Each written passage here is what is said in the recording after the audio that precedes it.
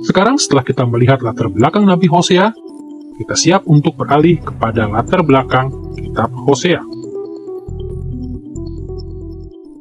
Hosea dan murid-muridnya mungkin telah menuliskan banyak nubuatnya selama beberapa dekade pelayanannya, tetapi menjelang akhir hayatnya, pada masa pemerintahan Hizkia, barulah Hosea akhirnya mengumpulkan dan menyusun nubuat-nubuatnya ke dalam kitab yang kini kita sebut kitab Hosea. Dengan mengingat hal ini, kita dapat menggali banyak wawasan dari kitab itu sendiri.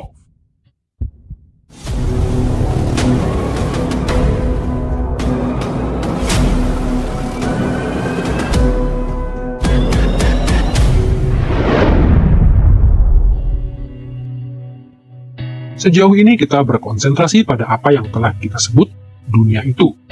Berbagai masa selama penghakiman Asyur, ketika Hosea menerima pewahyuan Allah untuk Israel dan Yehuda. Pada titik ini, kita akan beralih ke dunia mereka, yaitu saat ketika Hosea memilih dan menyusun nubuat-nubuat ini ke dalam kitab Hosea untuk memberi hikmat kepada para pemimpin Yehuda dalam menghadapi apa yang akan terjadi kelak. Pembedaan antara dunia itu dan dunia mereka sangat penting untuk memahami kitab Hosea, karena Hosea sebenarnya menyusun kitabnya setelah kerajaan Israel diruntuhkan pada tahun 722 sebelum Masehi. Jadi meskipun kitab Hosea memiliki implikasi penting bagi para penyintas dari Israel Utara, dia menuliskannya terutama untuk para pemimpin Yehuda. Seperti yang akan kita lihat, Hosea menuliskan nubuat-nubuat sepanjang pelayanannya untuk memberi jalan hikmat bagi Hizkia dan para pemimpin Yehuda lainnya untuk diikuti ketika mereka menghadapi krisis invasi Asyur ke Yehuda pada tahun 701 sebelum Masehi. Untuk mengetahui kebenarannya, kita akan mengikuti diskusi kita sebelumnya dengan mengamati 4 latar belakang fitur kitab Hosea, yaitu waktu penyusunannya, lokasi penulisannya, situasi sekitar penyusunannya, dan tujuan kitab itu. Mari kita mulai dengan waktu ketika kitab ini ditulis.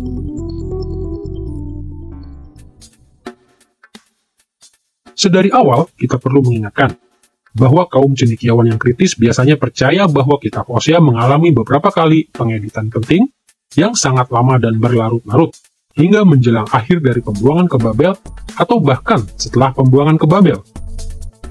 Akibatnya, sebagian besar penafsir yang kritis percaya bahwa hanya beberapa bagian dari kitab itu yang benar-benar berasal dari Hosea sendiri.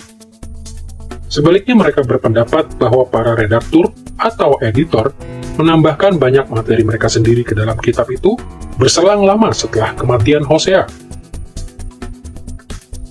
Namun kita harus ingat bahwa para penafsir kritis menarik kesimpulan ini terutama karena mereka menyangkal bahwa Hosea menerima pewahyuan supernatural dari Allah tentang masa depan. Sebaliknya, kaum Injili percaya akan inspirasi supernatural pada nubuatan Hosea. Jadi kami menegaskan bahwa seluruh kitab Hosea sesungguhnya menampilkan apa yang diterima oleh Hosea sendiri dari Allah. Dan karena alasan inilah, kaum Injili biasanya memperkirakan tanggal yang jauh lebih awal untuk penyelesaian kitab ini. Dari sudut pandang kaum Injili, pasal 1 ayat 1 menetapkan tanggal yang paling awal untuk penyelesaian kitab ini, ketika menyebutkan Hizkia Raja Yehuda. Jelaslah bahwa Hizkia tidak akan dimasukkan ke dalam daftar raja-raja ini, seandainya dia belum menjadi raja ketika kitab ini ditulis.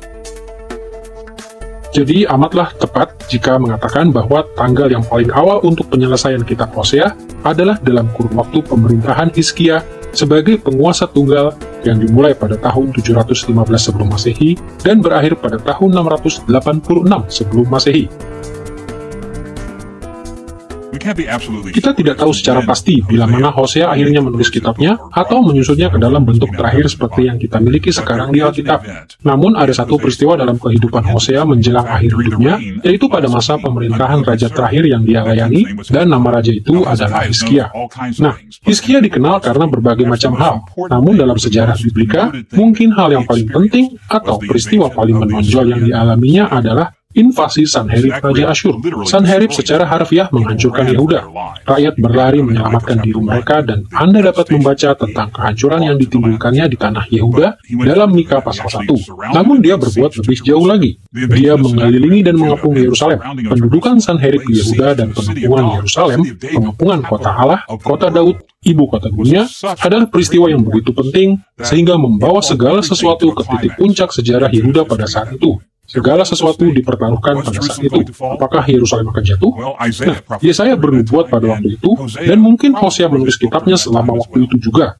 Karena raja terakhir yang disebutkan dalam kitab Hosea di ayat pertama, pasal 1 ayat 1, adalah Hizkia. Kita juga dapat menetapkan kemungkinan tanggal terakhir dari penyusunan akhir kitab Hosea sebelum kematian Hosea. Kemungkinan besar di masa pemerintahan Hizkia. Para penafsir kritis benar ketika menunjukkan bahwa Hosea mungkin mempekerjakan murid-muridnya untuk membantu penyusunan kitabnya. Di sana-sini kami menemukan bukti bahwa Hosea mengandalkan murid-muridnya, sama seperti Yeremia mengandalkan muridnya Baruch dalam Yeremia pasal 36 ayat 4. Perhatikan misalnya bahwa Hosea pasal 1 ayat 2-9 adalah biografi. Perikop ini menggambarkan tindakan Hosea dalam bentuk orang ketiga. Hosea mengatakan ini, dia melakukan itu. Tetapi, pasal 3 ayat 1-3 adalah autobiografi. Tindakan Hosea digambarkan dalam bentuk orang pertama. Aku melakukan ini. Tuhan berfirman kepadaku. Pergeseran dari biografi ke autobiografi ini mungkin mencerminkan fakta bahwa murid-murid Hosea terlibat dalam penyusunan kitabnya. Bertentangan dengan apa yang diasumsikan oleh para penafsir kritis, tidak ada bukti positif dalam Alkitab bahwa para murid mengedit perkataan Hosea atau menambahkan materi baru setelah kematiannya. Bahkan kalaupun memang faktanya murid-murid Hosea menyelesaikan kitab Hosea setelah kematiannya, mereka tidak menyimpang dari pewahyuan yang Allah telah sampaikan kepada Hosea.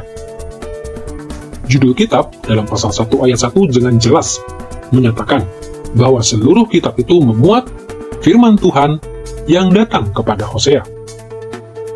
Karena alasan-alasan inilah, kita dapat menyimpulkan dengan tepat bahwa kitab ini disusun pada masa pemerintahan Hizkia, dan ini berarti bahwa kitab Hosea mungkin diselesaikan beberapa waktu sebelum tahun 686 sebelum Masehi. Hampir dapat dipastikan bahwa Hosea telah meninggal dunia pada saat itu.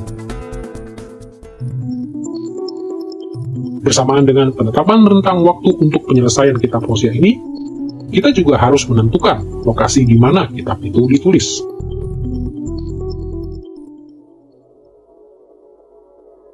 Seperti telah kami katakan sebelumnya, sepertinya Hosea bermigrasi ke Yehuda kira-kira menjelang akhir pemerintahan Yerobeam kedua. Dan karena kita tahu bahwa dia masih hidup pada masa pemerintahan Hizkia setelah kerajaan Israel jatuh pada tahun 722 sebelum Masehi, kita yakin bahwa Hosea menyusun kitabnya di Yehuda. Kitab Hosea sendiri mengakui hal itu dalam pasal 1 ayat 1. Ayat ini mencantumkan Uzia, Yotam, Ahaz, dan Hizkia, raja-raja Yehuda, sebelum menyebutkan nama Yerobeam kedua dari kerajaan Israel. Dengan mencatat raja-raja Yehuda terlebih dahulu, berarti Hosea mengakui bahwa ia menulis kitabnya di bawah otoritas dinasti Daud di Yehuda. Jadi, meskipun nubuat-nubuat Hosea terutama berfokus pada kerajaan utara Israel, Hosea menulis kitabnya di kerajaan selatan Yehuda.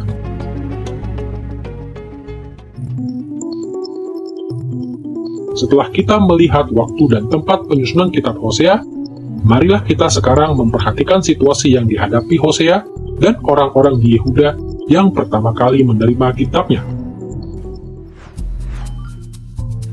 Seperti telah kami katakan sebelumnya, ketika Hosea menyusun kitabnya, negeri tempat tinggalnya yang baru, yaitu kerajaan Yehuda, juga sedang menghadapi ancaman dari Asyur. Pada tahun 701 sebelum Masehi, semasa pemerintahan Hizkia, Sanherib Raja Asyur menginvasi Yehuda. Jadi meskipun sebagian besar nubuatan Hosea adalah tentang penghakiman Asyur terhadap Israel Utara, Hosea mengabdikan kitabnya untuk membimbing Yehuda ketika penghakiman Asyur menimpa mereka. Karena alasan inilah, kita perlu mengetahui peristiwa-peristiwa seputar invasi Sanherib. Catatan-catatan sejarah raja-raja dan tawarikh, serta nubuat-nubuat Mika dan Yesaya, membentuk gambaran yang rumit tentang pemerintahan Hizkia. Sejak awal, Hizkia memimpin reformasi di Yehuda dan juga memperkuat kota-kota Yehuda, sehingga ketika Sanherib Raja Asyur yang baru merebut tahtanya, Hizkia menolak untuk membayar upeti. Namun ketika ancaman pembalasan Asyur memuncak, Hizkia tidak mengandalkan Allah.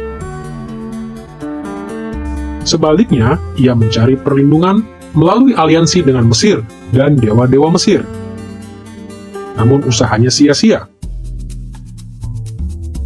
Sanherib menduduki Yehuda, menghancurkan banyak kota besar, kota kecil dan desa-desa, dan bahkan mengepung Yerusalem.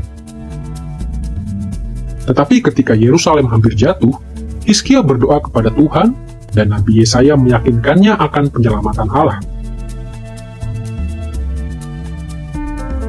Kita membaca dalam 2 Raja-Raja pasal 19, ayat 33-34 berikut. Melalui jalan dari mana Sanherib datang, ia akan pulang, tetapi ke kota ini ia tidak akan masuk.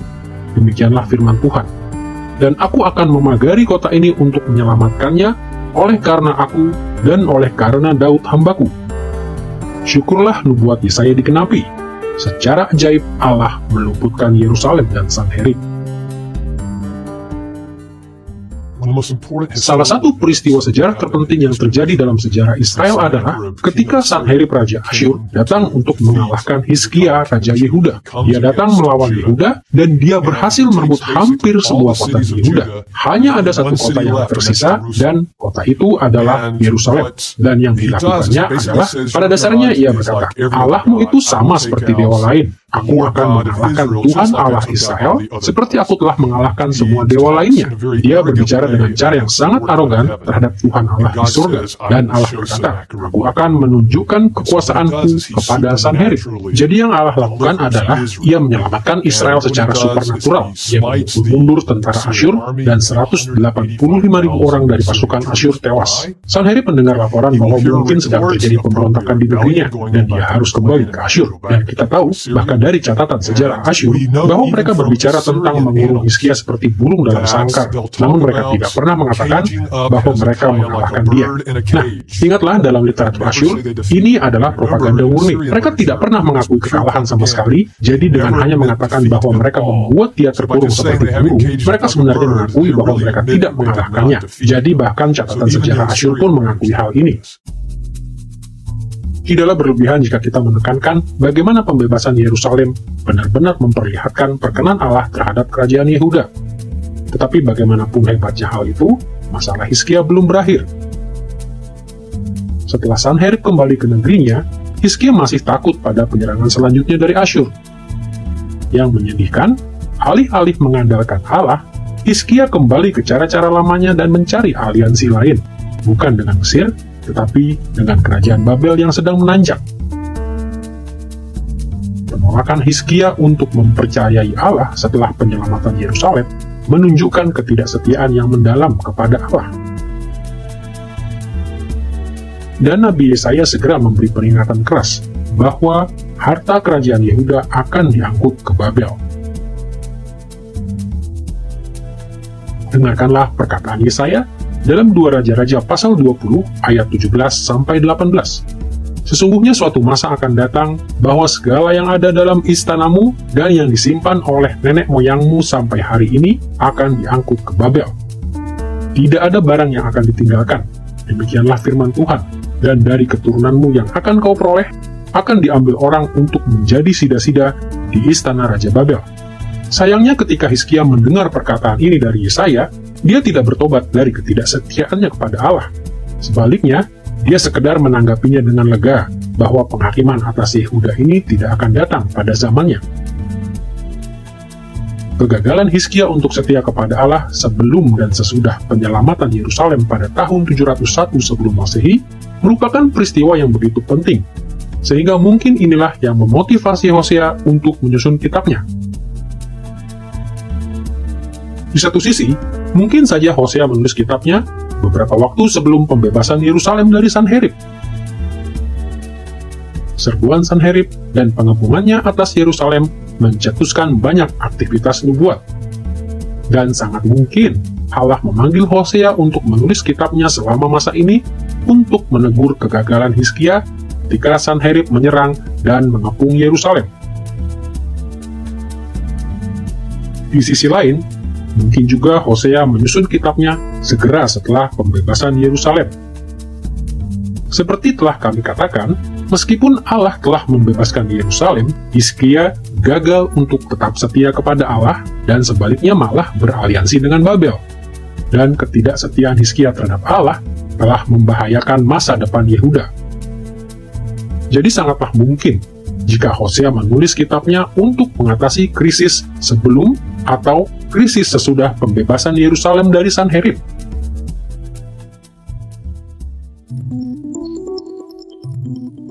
Setelah mengetahui waktu, lokasi, dan situasi seputar penyusunan akhir dari kitab Hosea, kini tidaklah sulit untuk memahami tujuan menyeluruh dari kitab tersebut.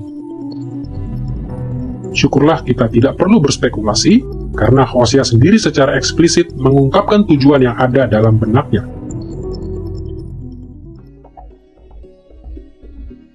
Dalam Hosea pasal 14 ayat 10, ayat terakhir dari kitab ini, Hosea merangkum tujuannya sebagai berikut. Siapa yang bijaksana, biarlah ia memahami semuanya ini. Siapa yang paham, biarlah ia mengetahuinya. Sebab jalan-jalan Tuhan adalah lurus dan orang benar menempuhnya, tetapi pemberontak tergelincir di situ. Ayat ini berdiri sendiri, terpisah dari ayat-ayat sebelumnya, dan ayat ini menutup seluruh kitab dengan instruksi terakhir bagi mereka yang pertama kali menerimanya. Hosea mengimbau para pendengar mula-mula di Yehuda untuk menjadi bijaksana dan paham, dengan percaya bahwa jalan-jalan Tuhan adalah lurus. Dengan kata lain, Hosea berharap bahwa Yehuda akan beroleh hikmat dari koreksi nubuat-nubuatnya. Dia ingin mereka melihat keadaan mereka dalam terang dari kenyataan bahwa orang benar, mereka yang menerima berkat-berkat Allah, menempuh jalan-jalan Tuhan. Tetapi pemberontak, mereka yang menerima penghakiman Allah, dengan bodohnya tergelincir di situ. Meskipun unsur-unsur tradisi hikmat Israel yang muncul dalam tulisan-tulisan kitab nubuatan lainnya, panggilan kuat Hosea kepada hikmat tidaklah biasa. Namun, perhatian Hosea terhadap hikmat sangat cocok dengan zaman Hizkia. Kita tahu dari Alkitab bahwa Hizkia mengasosiasikan dirinya dengan para cendekiawan dari tradisi hikmat Israel. Bahkan Amsal pasal 25 ayat 1 memperkenalkan pasal 25 sampai pasal 29 dari kitab Amsal sebagai Amsal-Amsal Salomo yang dikumpulkan pegawai-pegawai Hizkia, Raja Yehuda. Sepertinya, pegawai-pegawai Hizkia ini adalah kaum cendekiawan yang sangat dihormati di kalangan istana Hizkia, dan kemungkinan besar himbauan penutup Hosea untuk meraih hikmat ditujukan secara langsung kepada Hizkia dan kaum cendekiawan di istananya. Dalam terang ini, kita dapat meringkas tujuan kitab Hosea sebagai berikut. Kitab Hosea mengimbau para pemimpin Yehuda untuk memperoleh hikmat dari apa yang Allah telah nyatakan sepanjang pelayanan Hosea, ketika mereka menghadapi tantangan-tantangan pendudukan Sanherib. Seperti terlihat dari ringkasan ini, kitab ini tidak dirancang secara khusus untuk memberikan prediksi-prediksi spesifik tentang peristiwa-peristiwa masa depan. Namun, Hosea menyusun kitabnya untuk mengajak para pemimpin Yehuda agar mengikuti jalan hikmat di zaman Hizkia. Hizkia dan kalangan istana harus belajar dari apa yang Allah telah nyatakan di sepanjang pelayanan Hosea, dan memimpin Yehuda melalui tantangan-tantangan pendudukan Sanherib. Baik sebelum maupun sesudah diluputkannya Yerusalem dari tangan Sanherib, para pemimpin Yehuda sangat membutuhkan instruksi hikmat, dan kitab Hosea telah menyediakannya bagi mereka.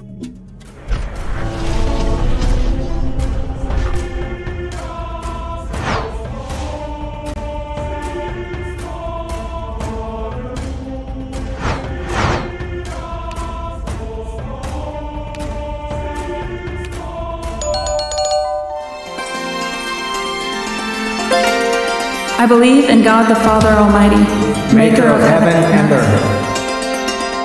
I believe in Jesus Christ, His only Son, our Lord, who was conceived by the Holy Spirit and born of the Virgin Mary. He suffered under Pontius Pilate, was crucified, died, and was buried. He descended into hell. The third day he rose again from the dead. He ascended into heaven and is seated at the right hand of God the Father Almighty. From there he will come to judge the living and the dead. I believe in the Holy Spirit, the Holy Catholic Church, the communion of saints, the forgiveness of sins, the resurrection of the body, and the life everlasting. Amen.